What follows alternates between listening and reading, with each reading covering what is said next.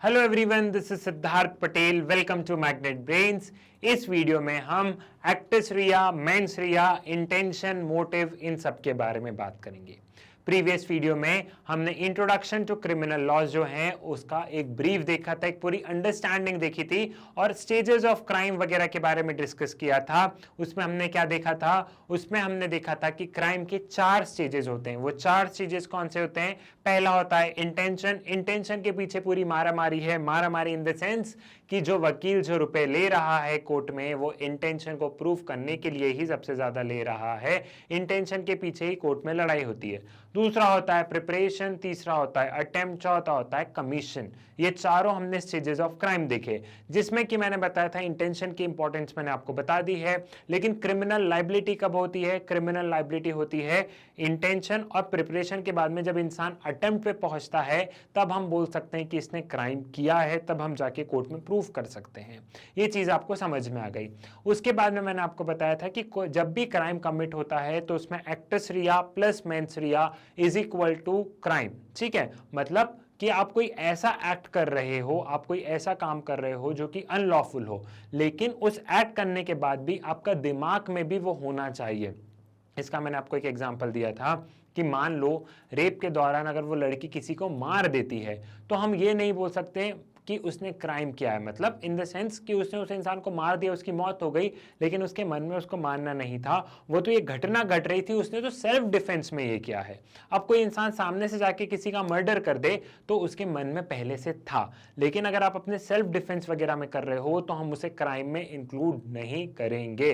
Clear हुई? ये वाली चीज आपको यहाँ पे समझ में आ गई है। ठीक है, सो क्राइम के लिए एक्टस रिया प्लस मेंस रिया होनी चाहिए। What is crime? क्राइम क्या होता है ये भी मैं आप लोगों को बता चुका हूं कि क्राइम क्या है, क्राइम की डेफिनेशन क्या है, स्टेजेस ऑफ क्राइम क्या है। क्राइम को हमने क्लासिफाई करके देखा है। उसके बाद में हमने एक्टस रिया मेंस रिया का एक ब्रीफ देख लिया है। गिल्टी माइंड और गिल्टी एक्ट दोनों के बारे में बात कर लिया है। इस वीडियो में अब हम इन्हीं एक्टस रिया और मेंस रिया को हम डिटेल में समझेंगे। साथ ही साथ एक 2 वर्ड है, इंटेंशन और मोटिव। इंटेंशन और मोटिव में एक अच्छा खासा डिफरेंस होता है। इस डिफरेंस को भी हम बहुत अच्छे से समझेंगे। ठीक है, जो इंग्लिश के जानकार हैं उन्हें पता होगा, नहीं तो लॉ की नजरों में थोड़ा सा उन दोनों का हम ट्विस्ट करके मतलब निकाल लेते हैं। ठीक है, ये चीज समझ में आ गई। अगर आपने प्रीवियस वीडियो नहीं देखा हो तो मेरी आपसे रिक्वेस्ट है कि इससे पहले वाला वीडियो देखिए, लॉ ऑफ क्राइम का वो पहला वीडियो है, ये सेकंड वीडियो है। अगर आपने वो वीडियो देख लिया है तो बहुत अच्छी बात है, क्योंकि वो एक पूरा बेसिक्स है, आपको एक पूरी अंडरस्टैंडिंग देगा क्राइम के बारे में। सो अगर आपने वो वीडियो नहीं देखा हो तो आप प्लीज उसे देखिए, उससे आपको एक बहुत अच्छी अंडरस्टैंडिंग मिलेगी। ठीक है, ये चीज भी आपको यहाँ पे हो गई है क्लियर। एक चीज और साफ साफ कह दूं, क्लैट के पर्सपेक्टिव से ये जो टॉपिक है लॉ ऑफ क्राइम, ये बहुत इंपॉर्टेंट हो जाता है। और क्लैट भी नहीं, अगर हम अदर लॉ एंट्रेंसेस भी ले ले तो लॉ ऑफ क्राइम बहुत इंपॉर्टेंट हो जाता है। हालांकि जब आप ग्रेजुएशन लेवल पे जाएंगे तब आप इसको डिटेल में पढ़ेंगे, लेकिन हमें बेसिक्स पता होना चाहिए। और यहाँ पे मैं आप लोगों को बेसिक्स इतने अच्छे से कवर अप करवा रहा हूँ कि चाहे कितना भी सिलेबस बदल जाए, कॉम्पिटिटिव एग्जाम, क्लैट वगैरह अपना सिलेबस कितना भी बदल दे, लेकिन बेसिक्स तो नहीं बदलेगा ना।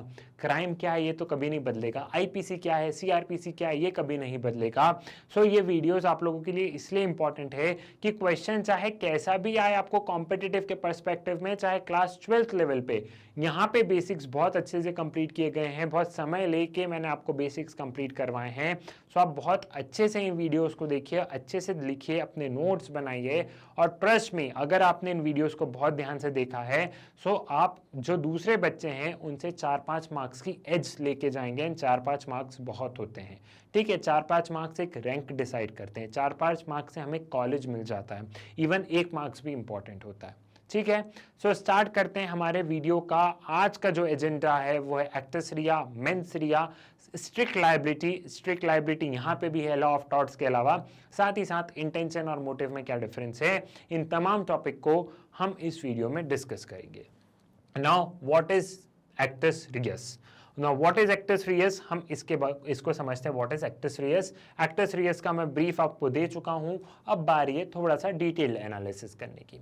The word actus reus connotes a deed which a physically result of human conduct. The word reus means forbidden by law. Acts मतलब क्या है? कोई ऐसा ह्यूमन कंडक्ट जो कि लॉ ने मना किया है, मतलब कोई ऐसा काम जो कि इंसान कर रहा है जो कि लॉ ने मना किया है, उसे हम बोलेंगे एक्टस रियस। ठीक है, एक्टस रियस मतलब क्या हुआ कि कोई ऐसा काम, कोई ऐसा ह्यूमन कंडक्ट जो कि ह्यूमन कर रहा है, जो कि लॉ ने मना किया है और वो काम हम कर रहे हैं, सो वो क्या हुआ, वो हुआ है एक्टस रियस। क्लियर है, ये वाली चीज आपको यहां पे समझ में आ गई है। Actus reus in a common parlance means a guilty act. It is made up of three constituent parts, namely an action or conduct, the result of an action or conduct, such act being prohibited by law. ठीक है, अब acts reus में क्या होगा, acts reus में हम देखते हैं कि पहला तो कोई एक्शन होता है, वो एक्शन एंड कंडक्ट जिसका कि रिजल्ट ऐसा हो जो कि लॉ ने प्रोहिबिट किया है, जो कि लॉ ने फॉरबिड किया है। ठीक है, सो वो उसे हम बोलते हैं एक्टस रियस। मतलब एक ऐसा एक्ट, मैंने चाकू निकाला, चाकू सामने वाले इंसान को मार दिया, इसका रिजल्ट क्या हुआ, इसका रिजल्ट ये हुआ कि उसका खून हो गया और ये लॉ ने मना किया है, तो इसे हम बोलेंगे एक्टस रियस। क्लियर है, ये वाली चीज हमें यहाँ पे समझ में आ गई है। Now therefore one can say that actus reus is an act which is bad or prohibited, blameworthy or culpable. actus reus को हम ये बोल सकते हैं कि ये प्रोहिबिटेड एक्ट है, ब्लेम वर्दी है, अगर आपने काम किया है तो आपको जेल की सजा हो सकती है। Now there are certain unique situations when the act in itself may appear to be criminal act, yet it cannot be termed as actus reus. अब यहाँ पे देखो कुछ exceptions की बात कर रहे हैं। यहाँ पे बताया गया है कि कोई कुछ एक्ट ऐसे होते हैं जो कि देखने में हमको लगता है कि क्रिमिनल है, लेकिन वो क्रिमिनल नहीं होते। कुछ एक्ट ऐसे हैं जो कि एक तरीके से देखो तो हमें लगे कि नहीं ये तो गलत काम है, लेकिन वो गलत काम नहीं है। मतलब कुल मिला के यहाँ पे किसकी बात की गई है, यहाँ पे बात की गई है एक्सेप्शंस की, कि देयर आर सर्टेन एक्सेप्शंस, और हमें इन एक्सेप्शंस को बहुत ध्यान से समझना है। वो एक्सेप्शंस क्या क्या हैं, यहाँ पे इलिस्ट्रेशन में देखते हैं। An executive job is to hang, मतलब जो जल्लाद होता है, जो फांसी की सजा दे रहा है, उसका काम ही है कि वो फांसी पे लोगों को चढ़ाए। आपने देखा होगा ना, वो ऐसे करके वो फांसी के फंदे पे लोगों को चढ़ा देता है, तो उसका काम ही यही है कि वो फांसी पे चढ़ाए उन लोगों को। क्लियर है, ये चीज आपको समझ में आई। So an executed job is to hang, इसका मतलब ये है कि यहाँ पे जल्लाद ने किसी को फांसी पे चढ़ाया है तो वो क्रिमिनल एक्ट नहीं होगा, क्योंकि ये काम ही है। नो एक्टस रियस, यहाँ पे लिखा है नो एक्टस रियस, वो काम ऐसा कर रहा है तो उसका काम ही ये है। ठीक है, क्योंकि उसको काम ही ये दिया गया है। और वैसे वो जब भी फांसी पे चढ़ाता है तो वो उस इंसान के कान में जाके बोलता भी है कि मैं जो भी कर रहा हूँ मुझे माफ करना, मेरा काम ही ये है, मुझे इसी चीज के लिए रुपए मिल रहे हैं। ठीक है, उसके बाद में क्या है, an army man kills as a part of his duty, no actus reus. हम देखते हैं कि आर्मी मैन अपनी ड्यूटी के तहत अगर किसी को मार देते हैं तो वो एक्टस रियस नहीं है, वो इलीगल काम नहीं है, क्योंकि आर्मी मैन अपना काम कर रहा है, वो अपनी ड्यूटी कर रहा है, उसे अपने देश को प्रोटेक्ट करके रखना है, और अपनी ड्यूटी निभाते हुए, अपने देश को बचाते हुए, अगर वो किसी उसकी बंदूक से गोली चली और वो किसी को लग गई तो वो एक्टस रियस में नहीं आएगा, वो अनलॉफुल एक्ट नहीं है, क्योंकि उनका ये काम ही है, उनका ये काम ही है कि हम हमारे देश को प्रोटेक्ट करके रखें। सो एक जल्लाद वाला मैंने बताया कि जो फांसी पे सजा चढ़ाता है वो, और दूसरा मैंने आपको आर्मी वाला बताया है। क्लियर है, ये यहाँ के हो गए हैं एक्सेप्शंस, आपको एक्सेप्शंस भी यहाँ पे समझ में आ गए हैं। Now Does an actus reus include omission? एक ये बहुत बड़ा क्वेश्चन है, हम इसे समझते हैं कि ओमिशन क्या होता है। ओमिशन मतलब बेसिकली होता है कि कुछ नहीं करना। जी हाँ, ओमिशन मतलब होता है कि आप कुछ नहीं कर रहे हो, उसे हम यहाँ पे बोलेंगे ओमिशन। ठीक है, अभी के लिए आप ये समझो कि आप कुछ नहीं कर रहे हो, उसे बोला क्या है, omission.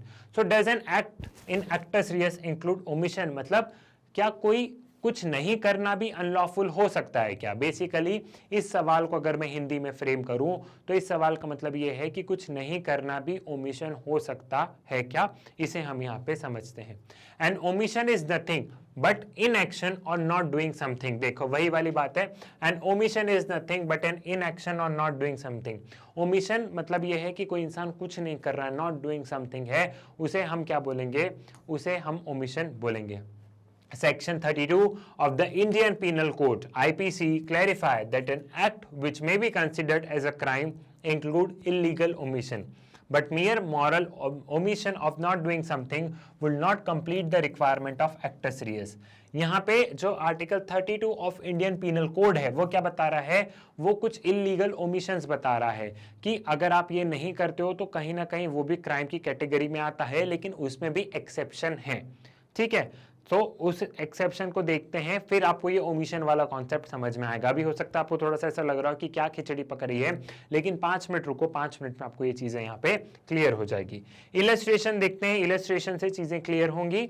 A man is sinking in the swimming pool of a resort. A boy who is beside the pool does not make any attempt to save this man. This is a moral omission of not saving someone's life. The boy cannot be held criminally liable for such omission. अब एक resort में party वगैरह हो रही थी, ऐसे ही समझो। एक रिसोर्ट में एक आदमी स्विमिंग पूल में डूब रहा था, ठीक है। अब स्विमिंग पूल के आसपास एक और आदमी चल रहा था, उसने देखा कि वो आदमी डूब रहा है, लेकिन उसने उसको नहीं बचाया। तो क्या ये यहाँ पे उस आदमी के ऊपर हम केस कर सकते हैं कि उस आदमी ने क्यों नहीं बचाया, उसने क्राइम किया है? हम नहीं कर सकते हैं। वो उसका मॉरल ओमिशन है, मतलब उसकी अंतरात्मा ने बोल दिया कि नहीं बचाना है, वो उसको मॉरली हर्ट करेगा, लेकिन उसने नहीं बचाया तो हम उसके लिए उसको लायबल नहीं कर सकते, ठीक है। ओमिशन मतलब क्या है? ओमिशन मतलब कि कुछ नहीं करना। हमने देखा कि एक इंसान डूब रहा है, दूसरा इंसान वही पूल के आसपास घूम रहा था, उसने देखा कि वो इंसान मर जाएगा, लेकिन वो उसको नहीं बचाने पूल में नहीं कूदा, तो क्या वो क्रिमिनली लायबल होगा? नहीं होगा। लेकिन वहां पे अगर लाइफ गार्ड हो, मतलब वहां पे जो स्विमिंग पूल के आसपास जो गार्ड वगैरह होते हैं, अगर वो देखता है कि एक इंसान डूब के मर रहा है और वो नहीं बचा था, तो वो क्रिमिनली लायबल हो सकता था। क्यों हो सकता था? क्योंकि लाइफ गार्ड की ड्यूटी ही थी कि स्विमिंग पूल में कोई डूबे ना, वो अपनी इस ड्यूटी को अच्छे से नहीं निभा पाया है, ठीक है। तो वो क्रिमिनली लायबल हो सकता है। लेकिन ऐसे कोई अनजान आदमी घूम ही रहा है, वो भी रिसोर्ट घूमने आया था और उसने देखा कि एक इंसान यहाँ पे डूब के मर जाएगा और उसने नहीं बचाया, तो हम कुछ नहीं कर सकते। लेकिन वो गार्ड ने नहीं बचाया तो उसकी क्रिमिनल लायबिलिटी है वहां पे। क्लियर हुआ? हो सकता है जो अननोन इंसान जो पूल के आसपास घूम रहा हो, उसने देखा कि वो डूब रहा है, लेकिन उसे खुद तैरना नहीं आता हो। समझ में आ गए? लेकिन जो लाइफ गार्ड होते हैं उनको रखते इसलिए कि तुमको भैया तैरना वैरना आता कि नहीं आता, तभी उनकी तैनाती वहां करेंगे। अब उसने देख लिया कि एक इंसान इस रिसोर्ट में डूब रहा है, उसका काम है उसे बचाना, उसे तैरते आता है लेकिन वो नहीं बचा रहा है, तो उसके ऊपर क्रिमिनल लाइबिलिटी हो सकती है। But in same scenario, if there is a lifeguard on duty at this resort and if it does not make any attempt to save the man sinking in the pool, then he can be held for criminally liable for such omission. वही guard वाला example कि वही guard ने अगर कुछ नहीं किया तो हम उसे क्रिमिनली लायबल हेल्ड कर सकते हैं। क्लियर हुआ? तो कुछ केसेस में कुछ नहीं करना भी क्राइम हो सकता है, और वही केसेस टू केसेस डिफर करता है, ठीक है। कई बार कुछ नहीं करना क्राइम नहीं होगा और कई बार कुछ नहीं करना क्राइम होगा। कंफ्यूज नहीं होना है। So it will vary from case to case, it will vary from case to case, it will vary from case to case, ठीक है, केस टू केस, ठीक है। ये चीज हमें यहाँ पे हो गई है क्लियर कि कुछ नहीं करना भी कई बार क्राइम हो सकता है, ठीक है। ये वाली चीज क्लियर हुई। एक रीड करना है तो कर लीजिए, देन हम आगे बढ़ेंगे, ठीक है। पढ़ लिया, आगे समझते हैं। अब बारी आती है मेंस रिया की। हमने एक्टस रियस के बारे में बात कर ली। एक्टस रियस क्या है? ठीक है, मैं एक्टस रिया बोल देता हूं, समझ जाओ, भावना को समझो। Actus reus and mens rea. Mens rea मतलब क्या है? Mens rea means guilty mind, intent. हमने एक्टस रियस में बात किया था गिल्टी एक्ट, जो काम किया है वो सही था या गलत था। और मेंस रिया का मतलब यहाँ पे है कि आपने चलो काम तो हो सकता है गलत किया, लेकिन आपका दिमाग गंदा था कि नहीं था, मतलब आपके दिमाग में क्या चल रहा था कि आपने पहले से ही सोचा था कि मुझे ऐसा क्राइम करना है, ठीक है। सो यहाँ पे आपका दिमाग कितना साफ है, कितना गंदा है, उसके बारे में बात की गई है, साफ साफ अक्षरों में कहा जाए तो। एक्टस रियस को आप समझेंगे एक्ट मतलब कुछ काम, ठीक है। Actus rea, actus reus. Mens rea generally means ill intention, जिसके इंटेंशन ही खराब है, जिसने मन में ही सोच के रखा था अच्छा कल सोनू ने मुझसे लड़ाई की थी, आज मैं उसका खून कर देता हूं, तो मेरे इंटेंशन ही गलत है, ये इल इंटेंशन है, ठीक है। The constituent of mens rea are, mens rea के क्या कॉन्स्टिट्यूएंट्स हैं, हम इनके बारे में बात करते हैं। There must be a mind at fault, intention to constitute a crime, पहला ये है। सेकेंड क्या है? The act must be a criminal when the actor when it does a guilty mind, ठीक है। मेंस रिया का ये है, पहली कंडीशन ये है कि जो दिमाग है उसका इंटेंशन, जो दिमाग है वो गंदा होना चाहिए, दिमाग का फॉल्ट होना चाहिए, उसके मन में पहले से आ जाना चाहिए, ठीक है। और दूसरा ये होना चाहिए कि वो एक क्रिमिनल एक्ट होना चाहिए। फॉर एग्जाम्पल, अब मेरे मन में इंटेंशन ये भी हो सकता है, मान लो मेरा बेस्ट फ्रेंड है, तो मैंने उसको सोच के रखा हो कि अच्छा लड़ाई हो गई, आज उसको एक थप्पड़ मारूंगा, तो ठीक है थप्पड़ मारना ठीक है, कोई इतना बड़ी कोई बहुत बड़ा इशू नहीं हो जाएगा। लेकिन मैंने ये सोच लिया कि मैं उसका खून कर दूंगा, तो होगा यहाँ पे मेंस रिया, कि वो काम भी क्रिमिनल होना चाहिए। आपका गंदा दिमाग है, आपका इल इंटेंशन है, आपने पूरी सब प्लानिंग कर ली, आपने मन में सोच के रखा है कि इसको एक दिन खत्म करना है, इसका एक दिन खून करना है, और वो जब जाके मैं खून कर दूंगा तो उसको मैं बोलूंगा मेंस रिया। तो मतलब दिमाग गंदा होने के साथ साथ वो एक्ट भी होना चाहिए, ठीक है, जो मैंने सोचा है वो काम मैंने कर भी दिया है, ठीक। तो ये हो गया है यहाँ पे mains Riya. Note, causing an injury to an assailant in self-defense is not a crime, but the moment injury is caused with an intent to take revenge, the acts become criminal। बहुत अच्छी चीज लिखी है यहाँ पे कि self defence पे अगर हम कुछ कर रहे हैं, सेल्फ डिफेंस में हम कुछ कर रहे हैं तो वो क्राइम नहीं है। वही वाली बात कि कोई मेरा खून कर रहा है, कोई किसी ने सामने मेरे बंदूक रख दी है, अब मैंने हाथापाई करके वो बंदूक उससे छुड़ा ली और इस हाथापाई में वो गोली उसको लग गई, सामने वाले इंसान को लग गई, तो मुझे क्रिमिनली लायबल नहीं किया जाएगा। क्यों नहीं किया जाएगा? क्योंकि मेरे मन में ये नहीं था कि मैं सामने वाले को गोली मारूं, वो तो हम दोनों की हाथापाई हुई, वो मुझे गोली मार रहा था, तो मुझे तो अपने आप को बचाना है ना। ऐसा थोड़ा ना कि कोई मुझे बंदूक से गोली मारेगा मैं खड़ा हो जाऊंगा, ले भाई मार दे, ऐसा तो नहीं होगा। वो मुझे गोली मारेगा तो मैं भागूंगा, थोड़ी बहुत लड़ाई होगी, हाथापाई होगी, इस बीच में अगर उसको गोली चल गई तो ये सेल्फ डिफेंस है। यहाँ पे क्या मेरे मन में था कि मैं उसके ऊपर गोली चलाऊं? जी नहीं, मेरे मन में सिर्फ एक चीज था कि मुझे अपने आप को बचाना है। मेरे मन में सिर्फ एक चीज थी कि मुझे अपने आप को बचाना है, ठीक है। वही अगर मैं ऐसा सोचूं कि इसने उस दिन मेरे सर पे बंदूक रख दी थी, लेकिन आज मैं इसको खत्म ही कर दूंगा, मेरा इंटेंशन मेरे मन में आ गया और फिर मैंने उसको गोली मार दी है, तो वो क्या हो गया? वो रिवेंज के पर्पस से हो गया और यहाँ पे मैंने क्राइम कमिट कर दिया है। मतलब पूरा खेल यहाँ पे क्या है? पूरा खेल यहाँ पे आपकी सोच का है कि आप क्या सोच रहे हो। अगर आप अपने सेल्फ डिफेंस में अगर सामने वाले को आपने नुकसान पहुंचा दिया है तो क्राइम नहीं है, लेकिन आपने पहले से सोचा है कि मुझे सामने वाले इंसान को नुकसान पहुंचाना है और फिर वो चीज की है, तो वो हो गया है क्राइम। तो यहाँ पे पूरा खेल किसका है? पूरा खेल है सोच का, पूरा खेल जो है वो इंटेंशन का है। और मैंने आपको प्रीवियस वीडियो में भी ये चीज बताई था, प्रीवियस वीडियो में भी मैंने आपको बहुत अच्छे से समझाया था कि जो वकील जो इतने रुपए लेता है आपसे कोर्ट में, वो किस खुशी के लेता है? वो लेता है पूरा का पूरा इंटेंशन के पीछे, कि इंटेंशन क्या है इंसान का मकसद क्या है, पूरा इंटेंशन क्या है, उसके पीछे रुपए लिए जाते हैं। क्लियर है? ये चीज आपको यहाँ पे समझ में आ गई है।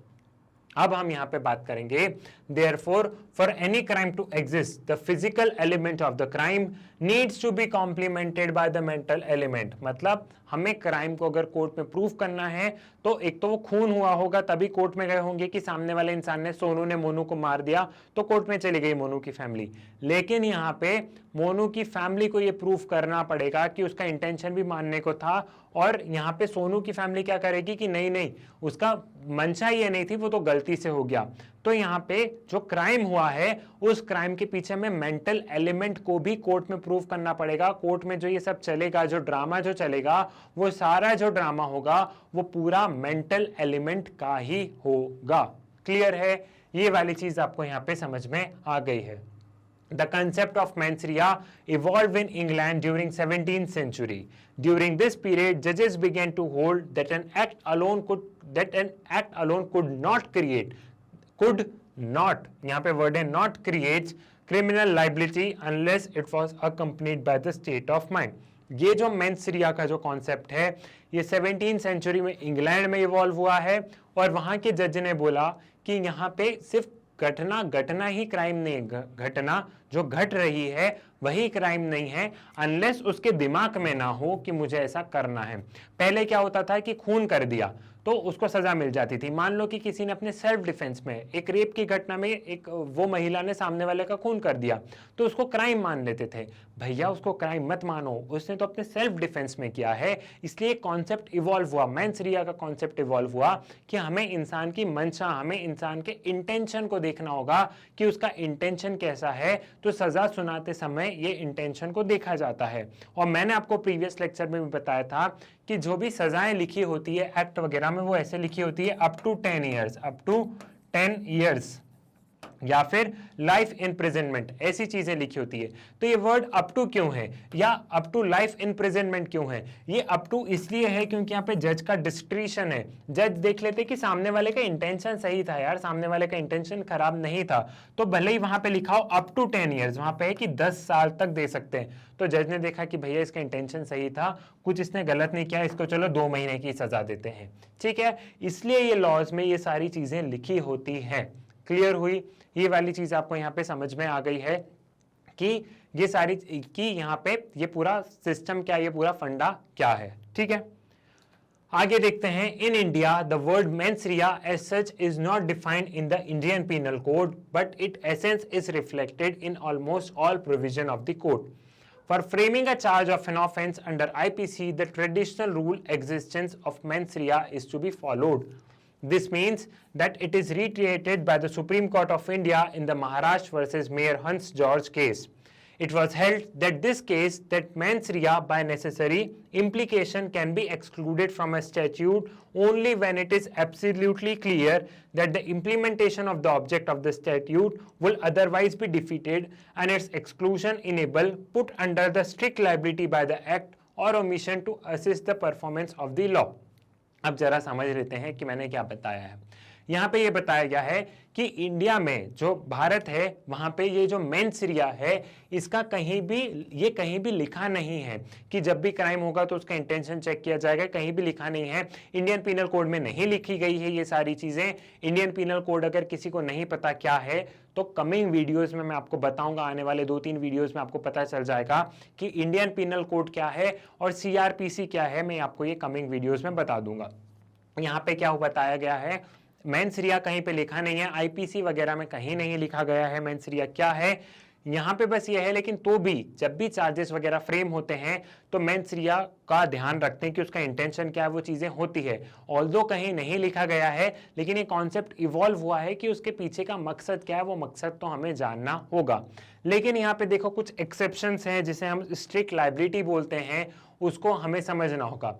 स्ट्रिक्ट लायबिलिटी क्या है कि कुछ ऐसे केसेस हो जाते हैं, उन केसेस में क्या होगा, उन केसेस में ये होगा कि वहां पे इस चीज को नजरअंदाज कर दिया जाता है। उस कुछ केसेस में हम लोग इंटेंशन नहीं देखते हैं, कुछ केसेस ऐसे होते हैं। वो केसेस क्या होंगे वो आपको एडवांस लेवल के जब क्रिमिनल लॉज की क्लासेस होगी तब बता दिया जाएगा। आपको क्लास 12th लेवल पे अभी बिल्कुल जाने की जरूरत नहीं है, क्योंकि ये चीज आपको कंफ्यूज कर देगी।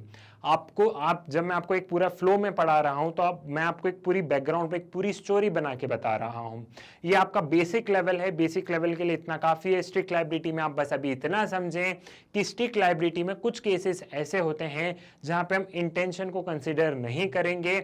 जहां पे आपने क्राइम किया है तो आपको सजा मिलेगी ही, चाहे कुछ भी हो जाए, ठीक है। अभी के लिए आप स्ट्रिक्ट लायबिलिटी को इतना समझिए। जब हम लोग क्लायंट लेवल और एडवांस लेवल की तैयारी करेंगे तब आपको यहाँ पे स्ट्रिक्ट लायबिलिटी का मतलब बता दिया जाएगा डिटेल में। अभी आप सिर्फ कंफ्यूज होंगे क्योंकि अभी भी आपके मन में बहुत सारे डाउट होंगे।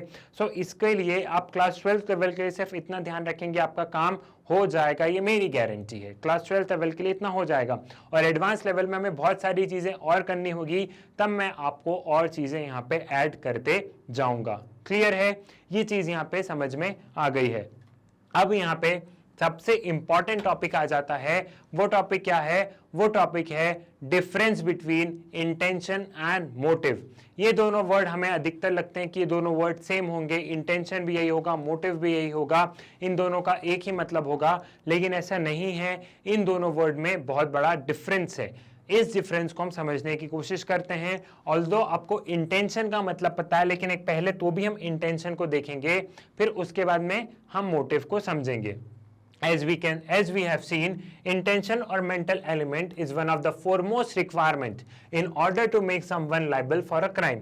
अभी तक हमने ये पढ़ा है इस वीडियो में और प्रीवियस वीडियो में भी आपने ये पढ़ा है कि इंटेंशन बहुत इंपॉर्टेंट रोल प्ले करता है। अगर हमें किसी को लाइबल करना है, अगर हमें प्रूफ करना है कोर्ट में कि ये गुनहगार है, तो हमें उसके इंटेंशन को प्रूफ करना पड़ेगा।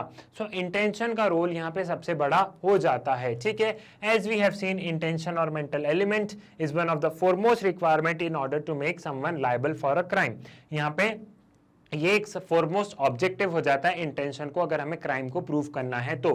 But a common misconception is that motive and intention are the same concept when it comes to a crime. Thus, it is important to understand the fine distinction between the two terms. फिर यहाँ पे बताया गया है कि क्या है, यहाँ पे एक हमारे बीच में एक मिसकंसेप्शन है। मिसकंसेप्शन क्या है? हमारे मन में मिसकंसेप्शन ये है कि इंटेंशन और मोटिव दोनों एक ही चीज है और हम इन दोनों वर्ड्स को इंटरचेंजेबली यूज करते हैं डे टू डे लाइफ में, लेकिन ऐसा नहीं है। इंटेंशन और मोटिव में बहुत बड़ा डिफरेंस है और हमें इस चीज को समझना है। सो वो डिफरेंस अब हम समझते हैं इस केस के माध्यम से।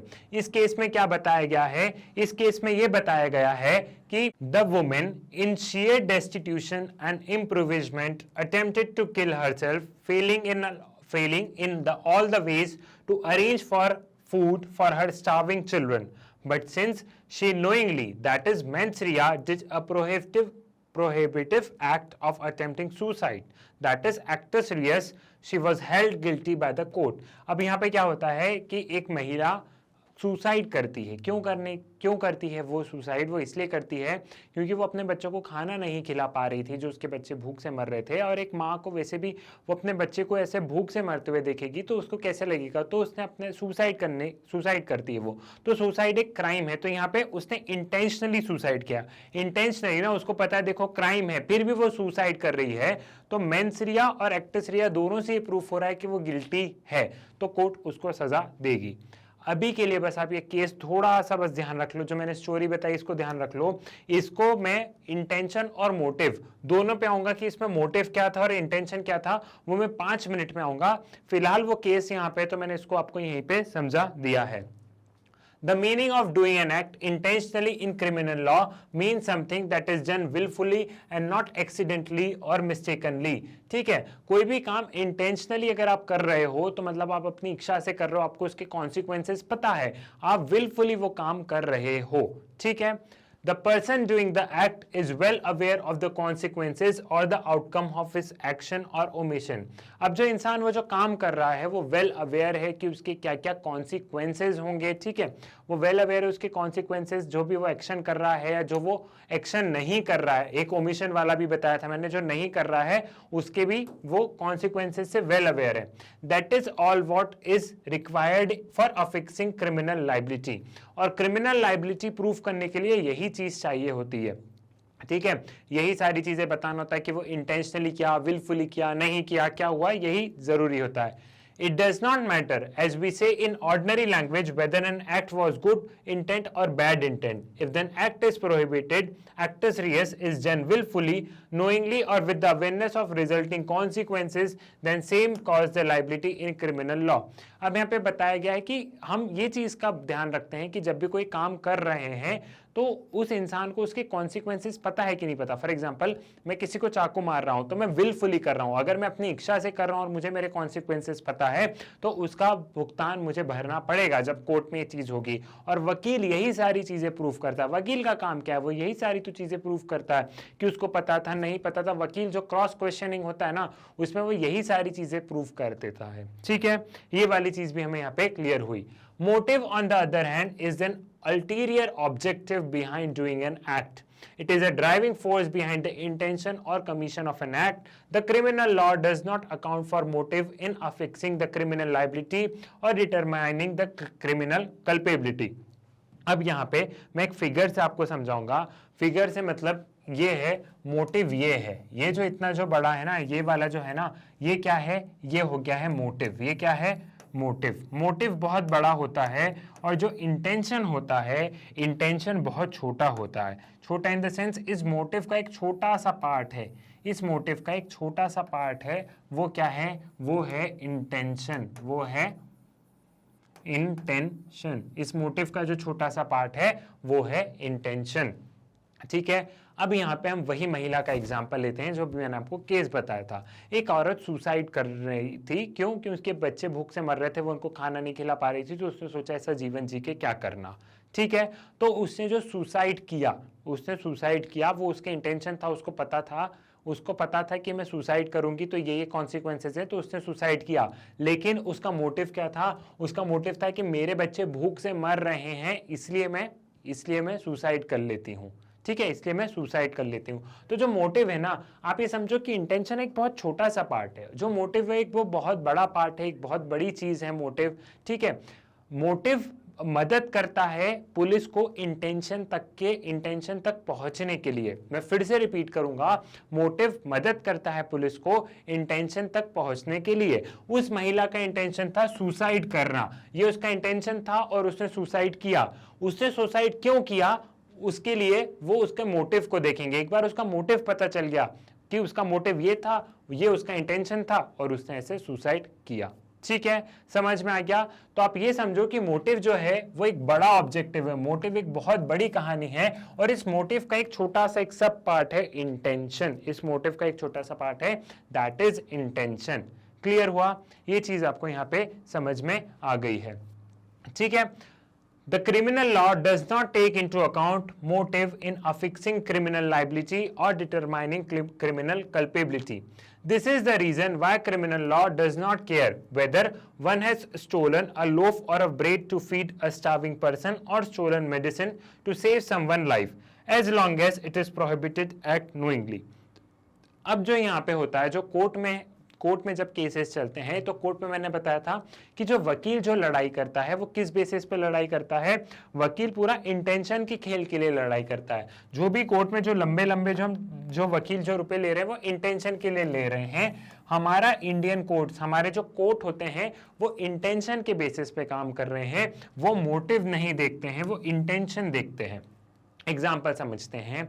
फॉर एग्जाम्पल कि किसी की जान बचानी थी, मेरे पास रुपए नहीं थे। ठीक है, मेरे पास रुपए नहीं थे, किसी की जान बचानी थी।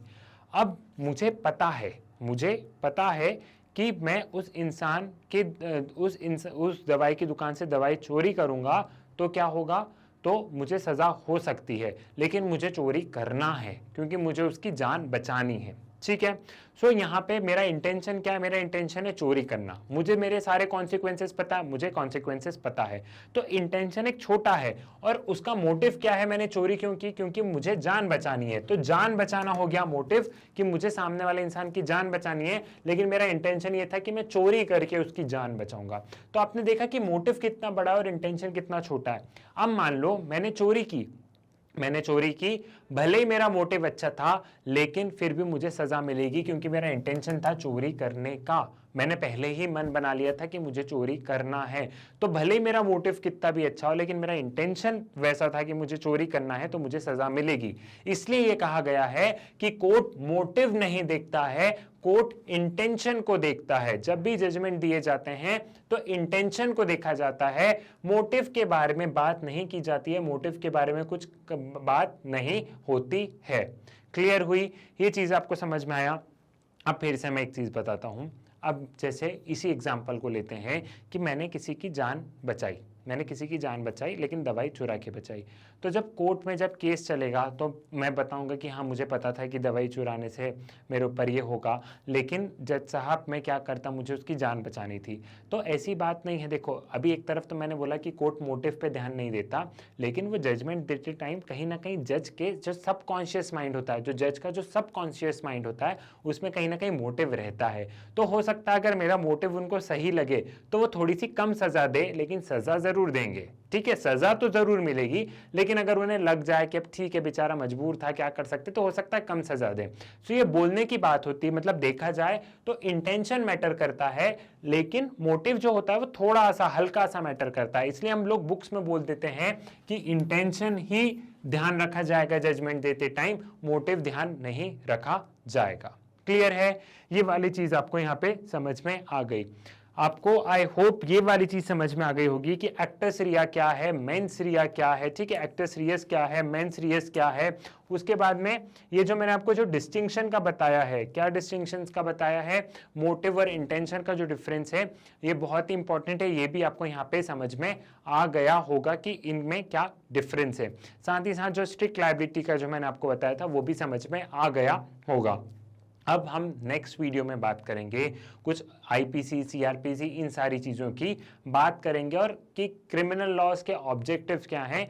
आने वाले वीडियोस में हम उन्हें सब डिस्कस करेंगे। आई होप आपने एंजॉय किया होगा वीडियो, आपकी एक बेसिक अंडरस्टैंडिंग अच्छे से बन गई होगी, आपको एक कंसेप्चुअल क्लैरिटी मिली होगी, ठीक है। और कुछ समझ नहीं आया होगा तो नेक्स्ट वीडियो में एक बार फिर रिवीजन करेंगे, तो आप वहां से देख लीजिएगा। साथ ही साथ आप लोग टाइम भी नोट कर सकते हैं, तो आप वो चीज देख सकते हैं, वापस इस वीडियो को रिपीट करके आप देख सकते हैं, ठीक है। सो मैग्नेट ब्रेन्स की वीडियो आप लोग यूट्यूब से तो एक्सेस कर ही सकते हैं, बट बहुत बार ये होता है कि आपको यूट्यूब पे वीडियो नहीं मिल पाते हैं, तो उसका सोल्यूशन भी मैग्नेट ब्रेन्स आप लोगों के लिए लेके आया है। वो सोल्यूशन क्या है? वो सोल्यूशन है मैग्नेट ब्रेन्स की वेबसाइट। मैग्नेट ब्रेन्स की वेबसाइट पे पहुंचने के लिए सिंपली आप गूगल पे जाइए, गूगल पे आप magnetbrains.com लिखिए और सर्च पर क्लिक कीजिए। जैसे ही आप magnetbrains.com लिख के सर्च पर क्लिक करेंगे, कुछ इस तरीके का इंटरफेस, कुछ इस तरीके की स्क्रीन आपको आपके फोन या आपके लैपटॉप पे नजर आएगी, जिसमें नीचे दिया गया होगा एक्सप्लोर टॉप कोर्सेज। यहाँ पे क्लास केजी से लेके क्लास 12 तक मेंशन है, साथ ही साथ extra learning, NCERT exemplar 6 to 12, ये सारी चीजें भी है। अब एक्स्ट्रा लर्निंग में क्या है? एक्स्ट्रा लर्निंग में इट्स ऑल लीगल सीरीज करके सीरीज है, जिससे कि आपका लीगल नॉलेज इनहैंस होगा, जो कि आपको लीगल नॉलेज ब्रश अप करेगा एक तरीके से। तो आप एक बार उसे भी देखिए। सपोज कीजिए कि आप यहाँ पे क्लास 12 पे क्लिक करेंगे, तो जैसे ही आप क्लास 12 को क्लिक करते हैं, क्लास 12 के जितने भी कोर्सेज हैं वो सभी आपको स्क्रीन पर नजर आएंगे, चाहे वो साइंस स्ट्रीम के हो, चाहे वो कॉमर्स स्ट्रीम के हो, चाहे वो ह्यूमैनिटीज स्ट्रीम के हो। जहाँ पे जितने भी सब्जेक्ट के कोर्सेज बन चुके हैं वो आपको यहाँ पे नजर आएंगे। अगर आप थोड़ा सा स्क्रॉल करके नीचे आते हैं तो आपको क्लास 12 का लीगल स्टडीज नजर आएगा। सपोज आप क्लास 12 के लीगल स्टडीज पर क्लिक करेंगे तो क्लास 12 लीगल स्टडीज के जितने भी वीडियोस होंगे वो videos chapter wise format and chapter wise में भी टॉपिक वाइज अरेंज मिलेंगे। जैसा कि मैंने आपको क्लास 12 लीगल स्टडीज का बताया है, आप किसी भी क्लास में चले जाइए और किसी भी सब्जेक्ट का देखना होगा, वीडियो आपको इसी फॉर्मेट में मिलेंगे, chapter wise and chapter wise में भी वीडियो टॉपिक वाइज अरेंज मिलेंगे। So it is up to you. अगर आप यूट्यूब से कंफर्टेबल है तो यूट्यूब से पढ़िए, और अगर आपको यूट्यूब पे वीडियो नहीं मिल पा रहे हैं तो आप वेबसाइट के माध्यम से अपनी पढ़ाई कर सकते हैं। बस अपनी पढ़ाई करते रहिए और जोरों शोरों से धूम मचाते रहिए, चाहे कॉम्पिटिटिव एग्जाम हो, चाहे आपके कॉलेज के हो, चाहे आपके स्कूल एग्जाम्स हो।